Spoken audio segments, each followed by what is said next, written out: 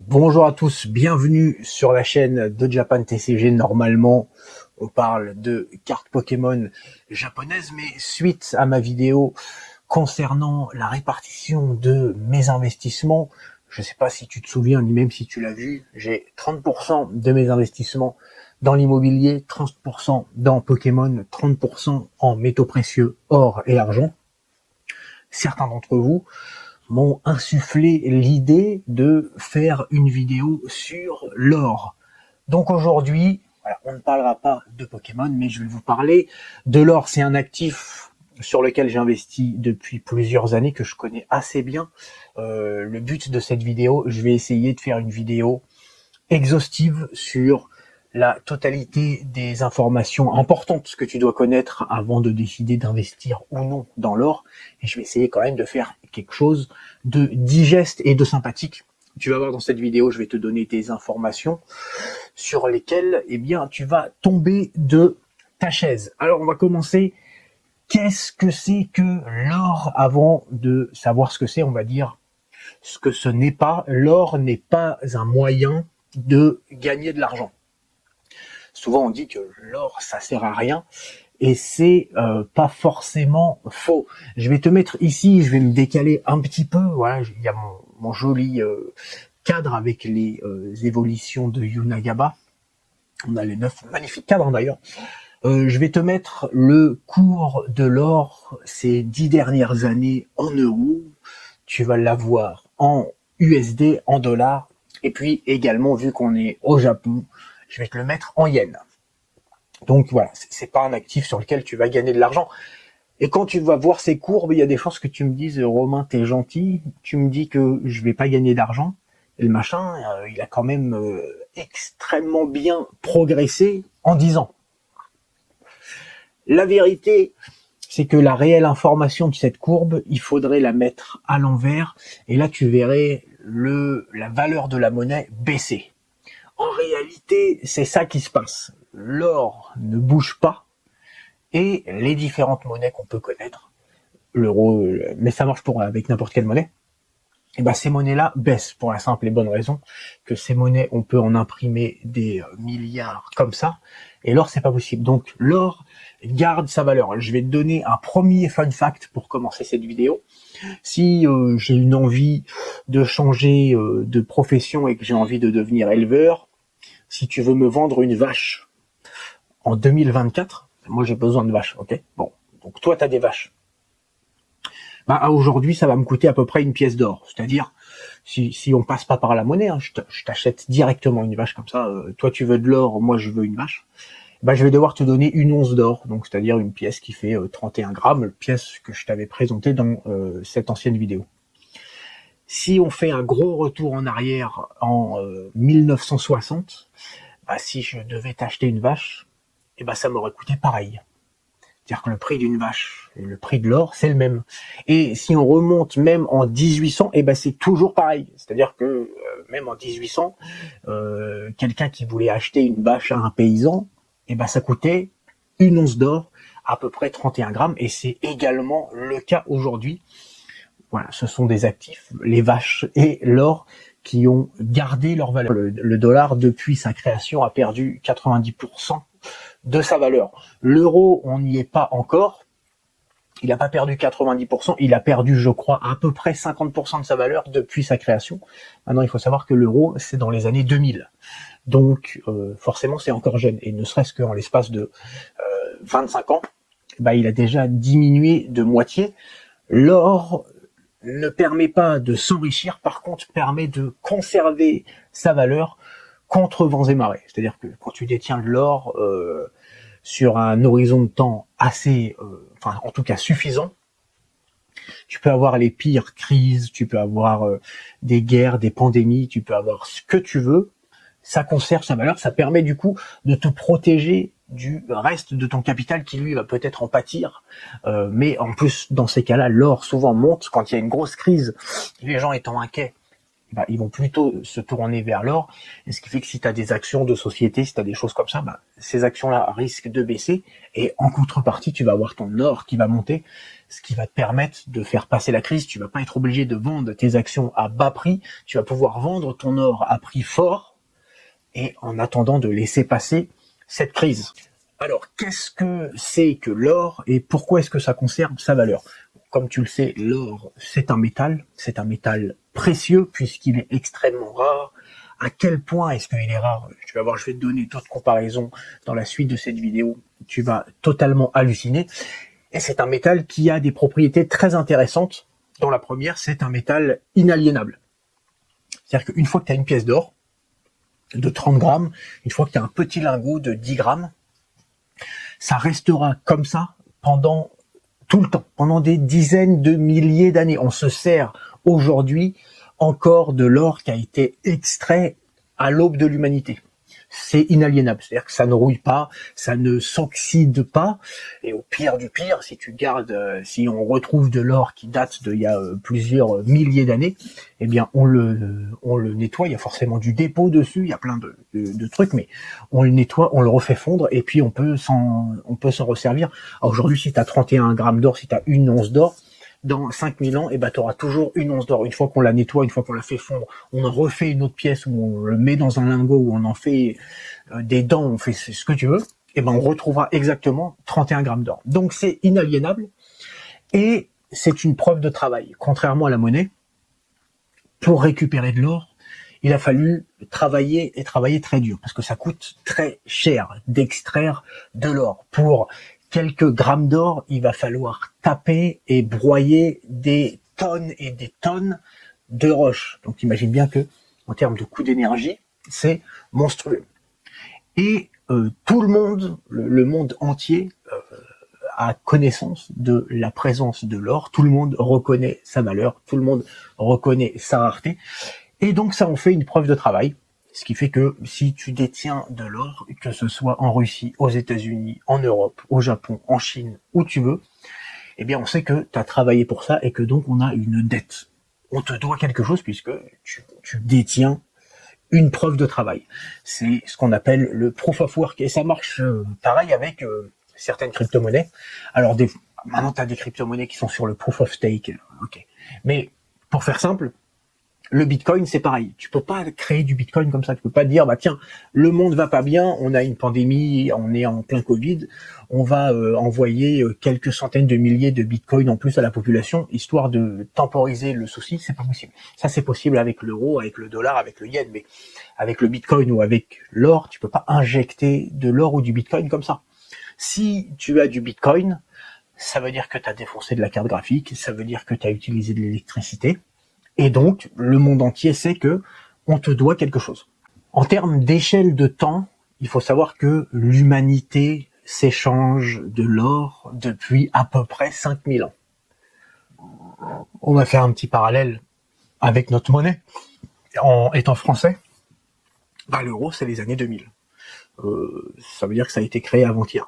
Petit fun fact, les hommes, l'humanité, s'échangent des cartes Pokémon depuis plus longtemps qu'on s'échange des euros. Même si c'est une info véridique, bien sûr, c'était pour la blague, les cartes Pokémon ne sont pas une monnaie. Mais en tout cas, les cartes Pokémon existent depuis plus longtemps que l'euro. Alors, il y a même une dimension un petit peu mystique avec l'or, c'est-à-dire que depuis l'aube de l'humanité, quand tu as deux tribus qui se connaissent pas, qui n'ont pas le langage pour pouvoir communiquer toutes les deux, quand il y a le voisin qui arrive au village avec une pièce d'or, on sait que c'est pour faire des échanges. L'or a toujours eu et contient intrinsèquement cette valeur d'échange.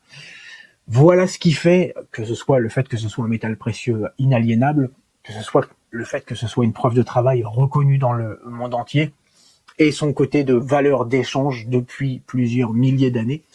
C'est ce qui fait que l'or conserve sa valeur. Alors, on a dit, bon, l'or, c'est un métal rare, mais à quel point? Et là, je vais prendre une petite taffe, parce que l'information qui arrive, moi, quand j'ai appris ça, ça m'a mindfuck. On a dit que l'or était inaliénable, donc ça veut dire que les premiers grammes d'or qui ont été extraits il y a des milliers d'années, eh bien, sont présents encore aujourd'hui sur Terre. On s'en sert encore. Alors ça c'est peut-être, ça a été modifié en pièces d'or, en lingots, c'est peut-être parti dans des circuits imprimés, on ne sait pas, mais en tout cas, on a la totalité de l'or qui a été extraite depuis l'aube de l'humanité. En tout cas, il est sur Terre. Il y en a peut-être un peu perdu dans les océans, je ne sais pas, mais tout est sur Terre.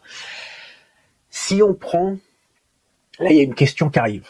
Si on prend, voilà, selon toi, si on prend la totalité de l'or qui a été extrait depuis l'aube de l'humanité, on prend tout, on récupère tout, on fait tout fondre, on récupère les dents de mamie, on récupère le moindre gramme d'or dans tous les circuits imprimés, dans toutes les machines, on prend l'or des banques centrales, on récupère tout, on me gaule mes pièces d'or, on récupère tout. Dans les banques, dans partout. Et on en fait un cube. Ok ? On fait un cube qui contient, selon l'expression adéquate, tout l'or du monde. Selon toi, quelle est la taille de ce cube ? Je te parle de l'or qui a été extrait depuis 5000 ans. Hein. Selon toi, quelle est la taille de ce cube ? Moi, quand on m'a posé la question la première fois, et quand je pose la question autour de moi, des fois, on me dit ça doit faire peut-être quelques kilomètres cubes.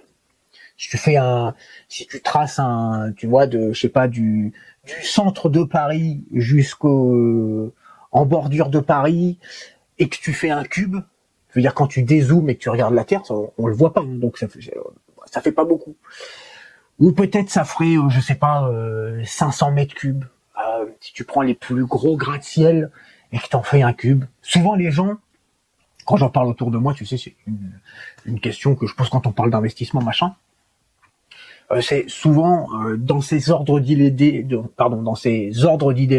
entre quelques centaines de mètres, peut-être quelques kilomètres, peut-être 1 ou 2 kilomètres cubes.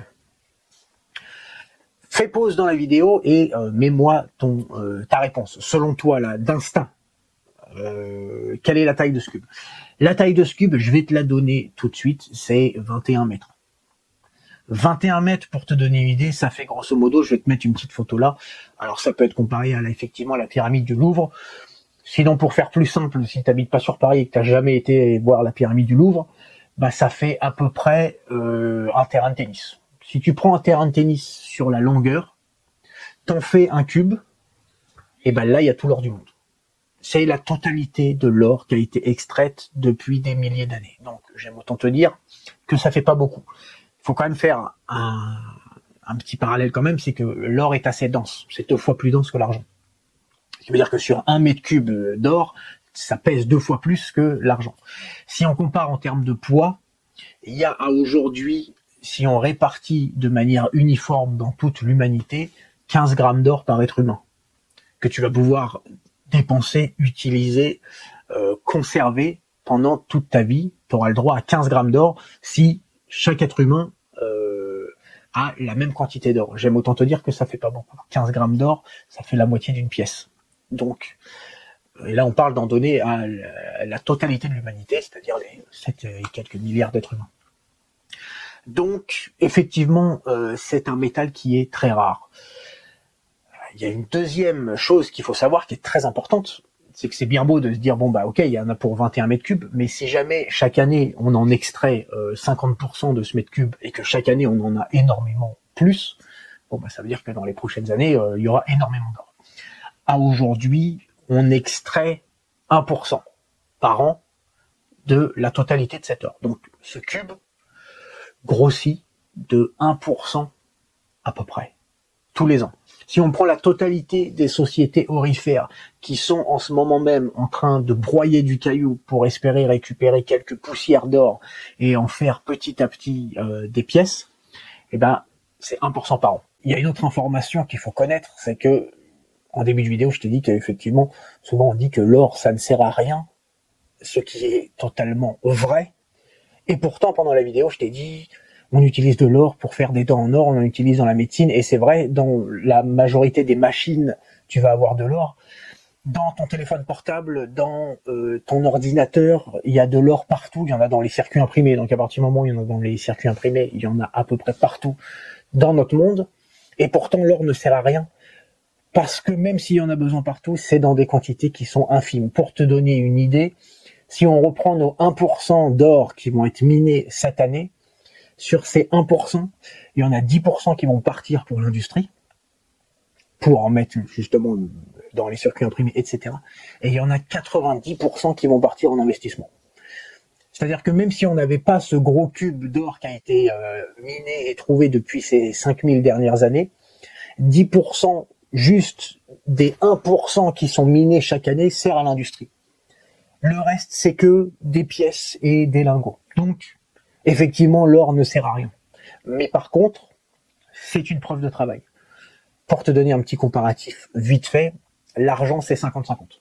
50% de l'argent qui est miné part dans l'industrie, 50% part dans les pièces et les lingots. Et si tu veux, pour le cuivre, c'est 90% pour l'industrie et 10% pour l'investissement. De l'autre côté, investir dans le cuivre... Une autre petite information, c'est vrai que nous, dans notre idée, genre il y a une mine d'or, c'est un truc où là, tu vas taper, tu vas récupérer de l'or, et puis tu vas avoir des minerais, des mines d'argent, des mines de cuivre. Ça ne marche pas comme ça. Le prix de l'argent à aujourd'hui n'est pas assez élevé pour qu'on aille le miner. Aucune société aurifère ne se dit tiens, on va aller, il y a une mine d'argent, on va aller taper dedans, parce que le coût de production de l'utilisation des machines, de l'électricité, va être supérieur à l'argent que tu vas extraire. Donc, d'où vient l'argent? Eh bien, l'argent provient des mines d'or. En fait, les sociétés aurifères, elles broient de la roche de partout. Elles broient la roche qui, dans des mines d'or, c'est-à-dire des roches qui potentiellement contiennent de l'or, mais elles vont trouver aussi plein d'autres trucs. Elles peuvent trouver je sais pas, du cobalt, quoique c'est dans d'autres pays, mais de l'argent, du cuivre, etc. La totalité de l'argent qu'on trouve provient des mines d'or. On arrive à la dernière partie de cette vidéo, qui est probablement la partie la plus importante, la plus technique, et qui est également une des raisons pour lesquelles j'investis dans l'or. Le cours de l'or est tellement manipulé qu'aujourd'hui, il ne représente plus du tout la valeur de l'or, il représente uniquement la monnaie que tu vas devoir dépenser ou que tu vas pouvoir recevoir en achetant ou en vendant cet actif. Les informations qui suivent, que je vais te donner, c'est absolument pas des informations qui sont cachées. Tous les gens qui ont des investissements dans l'or sont au courant de ça, et vu que les marchés sont publics, tout est vérifiable, et j'ai envie de te dire, ils nous font le coup chaque année. Je vais t'expliquer comment ça se passe. Et là, on va parler d'une réelle manipulation de marché.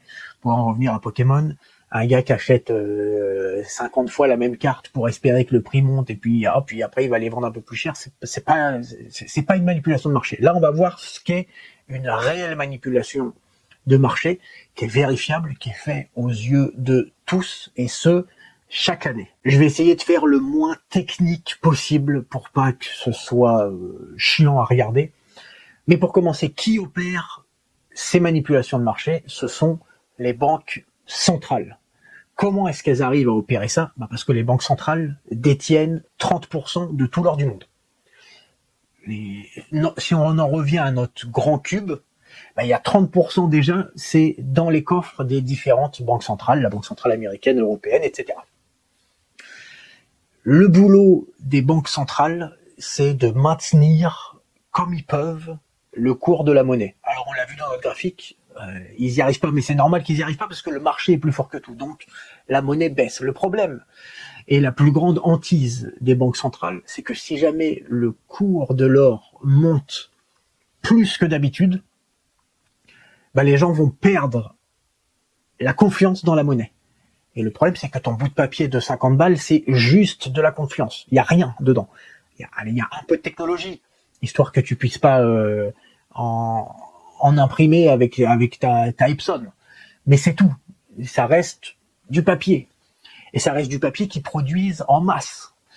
Donc, ils sont obligés de maintenir coûte que coûte la valeur de cette monnaie de façon à ce que les gens aient confiance. Et ils n'ont pas le choix, enfin entre guillemets c'est une des techniques, c'est de maintenir le cours de l'or le plus bas possible. Alors comment ils font? On va pas rentrer dans les détails, mais il faut savoir que tu as également l'or papier. Alors moi, j'ai pas du tout d'or papier parce que ça m'intéresse pas. Si j'investis dans l'or, je veux avoir des pièces, des petits lingots, des choses comme ça. C'est pareil pour l'argent. J'ai rien en papier. J'ai du vrai. D'ailleurs, dans le gros cube dont on a parlé, il y a 0,00001%. Hop, c'est à moi, c'est dans ma banque. Mais tu vas avoir de l'or papier. Tu peux tout à fait investir dans l'or sans jamais ne voir la couleur de l'or, juste avec des actions. L'or papier, il y a à peu près pour 1 euro d'or physique, 10 euros d'or papier. Ce qui veut dire que quand tu détiens 30% des réserves d'or physique, je te laisse imaginer le montant d'or papier que tu peux éditer. Sur les marchés financiers, tu vas avoir ce qu'on appelle le marché des futurs. C'est-à-dire que tu vas pas faire des achats ou des ventes tout de suite, mais tu vas faire des achats ou des ventes, comme son nom l'indique, dans le futur. Donc moi, je suis la Banque Centrale Européenne. Je veux maintenir le cours de l'or. Je veux pas que maintenir le cours de l'euro. Je veux pas que le cours de l'or monte. Et j'ai 30% de l'or dans mes réserves, dans mes caisses, chez moi. Donc, ce que je vais dire, c'est que je vais dire, en 2025, je vends X milliers de tonnes d'or à tel prix. Et ce qui fait que, jusqu'à 2025, le prix de l'or ne peut plus monter au-delà du prix que moi j'ai annoncé.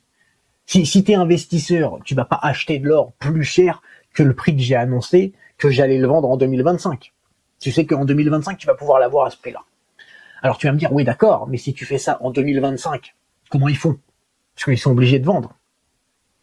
Et là, en même temps que tu vas avoir des positions de vente de la BCE, par exemple, ou d'une autre banque centrale, tu vas avoir des positions d'achat à ce même prix de gros fonds d'investissement, par exemple BlackRock, qui va dire, nous, en 2025, on va acheter l'or au prix annoncé par la Banque centrale. Et tu vas me dire, qu'est-ce que ça change? Ça change quoi? On a le prix, ça y est. Le prix juste, c'est le prix où tu peux trouver un acheteur et un vendeur. À partir du moment où tu as un acheteur et un vendeur à tel prix, c'est ce prix-là. Et sauf qu'en 2025, comment ils font? Parce que des fois, souvent, ce qui se passe, c'est que vu que c'est de l'or papier, ils éditent.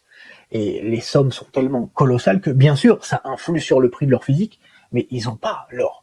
Et souvent, ce qu'ils font, c'est que ils se mettent d'accord pour soit laisser tomber, soit repousser la date d'achat, et ça fait des années et des années que ça dure.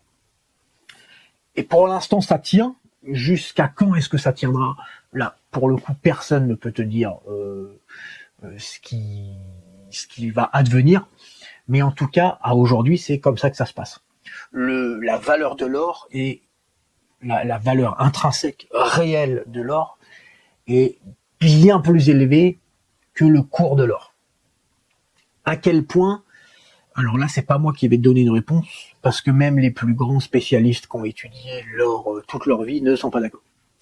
Donc tu vas avoir des gens les gens les plus optimistes qui se basent sur, par exemple, typiquement le cours de l'or, le cours du pétrole en 1800 machin, et puis c'est des calculs qui sont extrêmement compliqués, là qui m'échappent.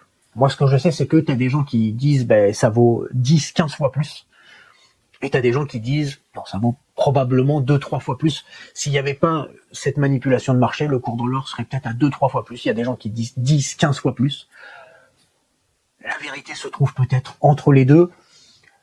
Le truc, c'est que est-ce que c'est une vérité que on verra de notre vivant, ou est-ce que pendant encore des décennies, peut-être un centenaire ou 200 ans, les banques centrales peuvent continuer à jouer à ce petit jeu? On ne peut pas savoir. Moi, je sais que quand j'achète de l'or, déjà c'est un truc où moi je sais que ça me protège, parce que t'as pu voir sur ma vidéo sur mes investissements que mon portefeuille est absolument pas conventionnel. J'ai 30% de cartes Pokémon. Je veux dire.